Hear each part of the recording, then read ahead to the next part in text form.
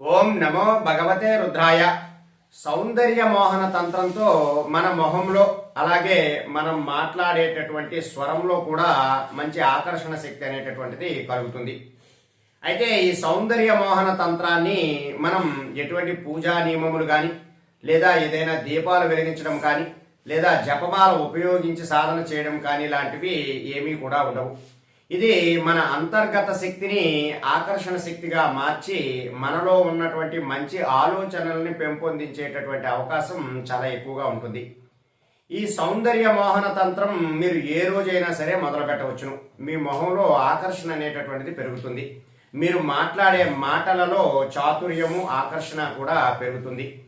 అయితే ఈ యొక్క మంత్రాన్ని మీరు ప్రతిరోజు కూడా జపించవచ్చును.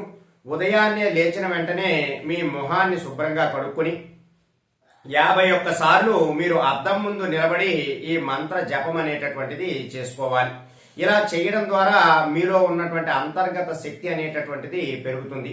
మీ మొహంలో చక్కనైనటువంటి ఆకర్షణ కూడా కలుగుతుంది. అయితే ఆ మంత్రం ఏమిటి అంటే ఓం మోహనం మయూరా వర్ణే హ్రీం నః. ఓం మోహనం మయూరా వర్ణే హ్రీం నః.